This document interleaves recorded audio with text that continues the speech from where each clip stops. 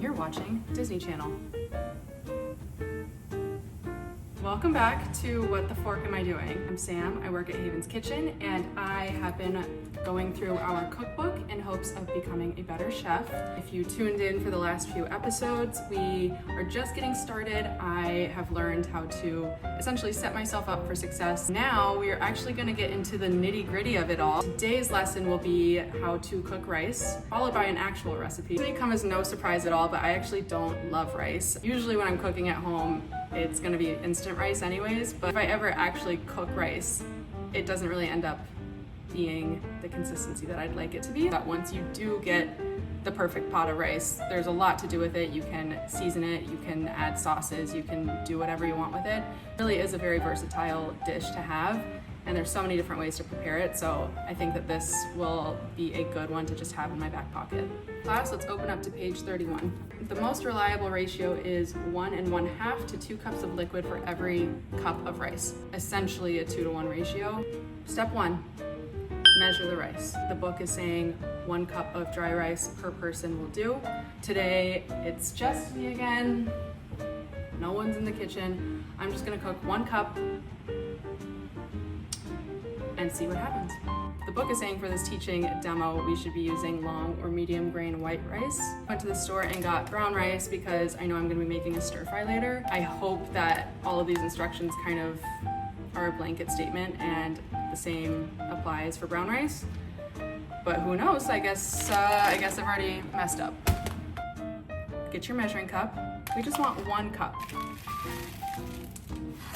think that was too much. No, actually, first go, first attempt. I nailed it. Step 2 says to soak and rinse if you wish. And I don't know what if you wish means, kind of vague.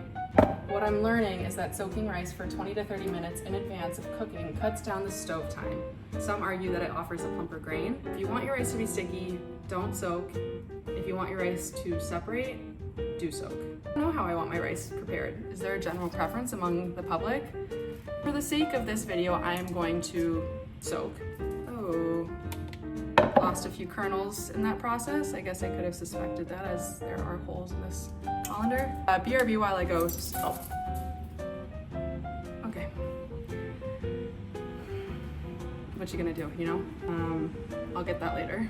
I'm back with our soaked rice. I don't know if this is technically soaked rice. I really just rinsed it for maybe under 60 seconds, but it's better than nothing, I think. Oh, sorry. Our rice is semi-soaked. Enough. Step 3, we're going to boil, then simmer. So 2 cups for my 1 cup of rice. Nearly 2 cups of water. We have our 2 cups of water in our pot for our rice from the colander into the pot. Maybe a colander wasn't what I was supposed to use because everything's getting stuck. We've turned on high heat and we are just gonna let this pot boil, which I know it may seem like I don't know how to boil water, but I do. See you guys in a few. Clear mind, full hearts, can't lose. Clear eyes, full hearts, can't lose. Clear eyes, full heart, whatever, you got it. Okay, delicious. As I like to say, a watched pot of rice never cooks. So we're just gonna step away for a second and I'll see you guys in 5 or 10 minutes. And now we have a lovely boiling pot of rice. Now that our pot is boiling, we are going to reduce the heat to low. Now that we've reduced the heat to a low setting, we are going to cover the pot with this lid and just let it sit for about 15 minutes or so. Okay, see you guys, bye. Step 4 calls for observe and taste. So we're at the 15-minute marker and it's not ready. Close, but no cigar. If it's not quite as tender as you'd like it, you can give it about 3 to 5 more minutes. I'm gonna give it just a few more minutes and then we will reassess. Oh! It's still looking a little soupy for my liking, but the next step is to rest, fluff, season, and serve. We're going to remove our pot from heat, leave it covered. I'm gonna give that about 5 or 10 minutes to do just that. Be back when our rice is fluffed and ready to serve. Okay, we're back. We've let our rice steam off the heat now for about It was a little over 10 minutes. The next step is to fluff with a fork to air out the grains. Let me go grab a fork. Looks pretty good to me, actually. If the rice is still too moist, you can leave it uncovered for 10 more minutes. Ours actually looks pretty good, so I think we can skip that step, but just know that you can if you want to. The next and final step, step 7, is to season and serve as desired. I'm going to be using this rice today for a fried rice. I'm actually probably just gonna cool it in the fridge for a second. It's up to you, choose your own journey. Now you know what to do and you can take it from here. Now that we've learned how to make rice, we are going to use the rice in a fried rice. While our rice is cooling in the fridge, I'm going to chop up the vegetables that we need in the recipe, scallions. So here's my question. The recipe calls for 4 scallions. Does that mean each little nub is 1 scallion, or does that mean each leaflet is 1 scallion? That's tough. Interesting. To compromise, I'm gonna do 3. Maybe it's gonna be too much, maybe it's too little, but we don't have to be perfect. I love a scallion, but there is such thing as too much of a good thing. Okay, chops. Keep doing that. Chop scallions. Small onion, finely diced. Whew. Starting to cry again. For the sake of time, I'm trying to speed up this process as best I can, but because I'm speeding it up, I'm actually doing a terrible job. So bear with me. Oh, onion down. If you have not seen my how to chop an onion video, you can refer back to that. I'm gonna leave it at just a half an onion. You see mascara streaming down my face. I tried my best. I tried my best to avoid this, but it happened again. Oh. Pull it together, Sam. Sorry everyone, I was in the dark for a second. We are already bending the rules and that's okay. Can't do this today. Why doesn't ginger cut all the way through? I mean carrot cut into the small dice. I would call this a large carrot. It's like, oh, this serves 4.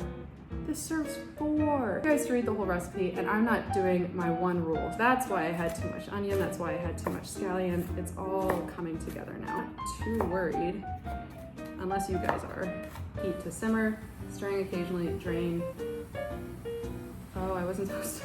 It's like I've never read instructions before in my life, because I think that's about it for all of the cutting things.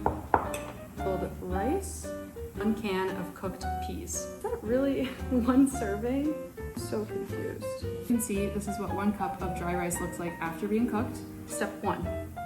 Step 1 is to transfer the chilled rice to a bowl. Gently toss it with your hands to break up any clumps. Everything is looking fairly tossed. I'm gonna bring you guys back to the stove with me as I cook the fried rice. You know what I mean? We're gonna heat the pan with enough oil to coat the entire surface of the pan. Let that heat up for just a second. Now that our oil is a little heated, we're gonna add in about half of our rice to the pot. I'm gonna do this for 3 minutes. 3 minutes. Is someone here?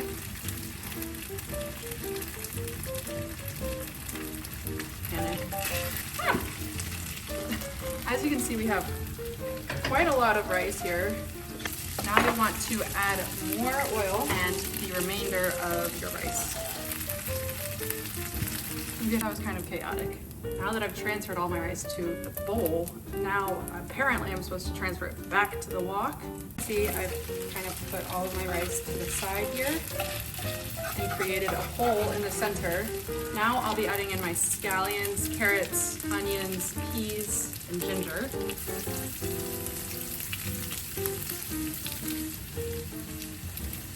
And now we stir.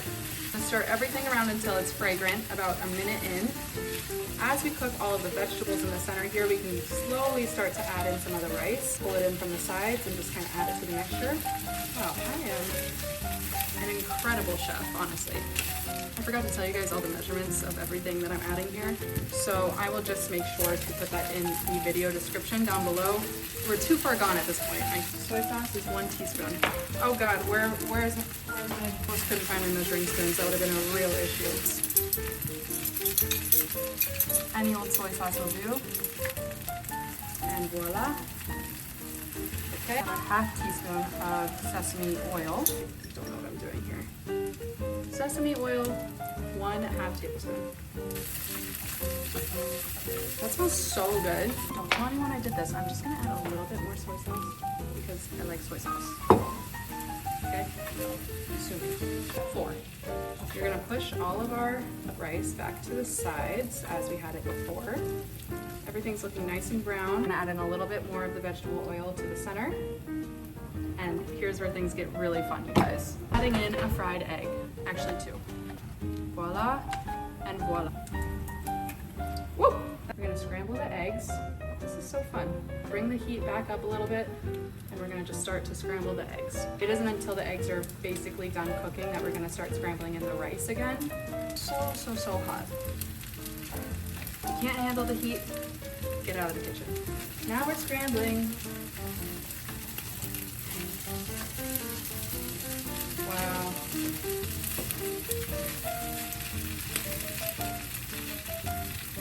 I almost forgot I need to add in salt and pepper. We're gonna set this a little lower. Pepper, a little salt.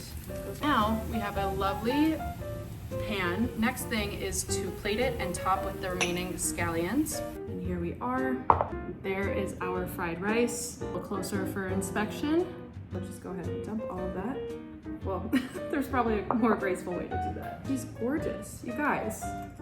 I'm so impressed with myself. There you have it, everyone. We have mastered an egg fried rice. She's delicious. I will be making this again. Made it this far. Thank you for tuning in. I know that was quite a journey that I took you guys on, but I feel like this was a success. I hope you had as much fun as I did. I'm gonna go eat this now. Cheers.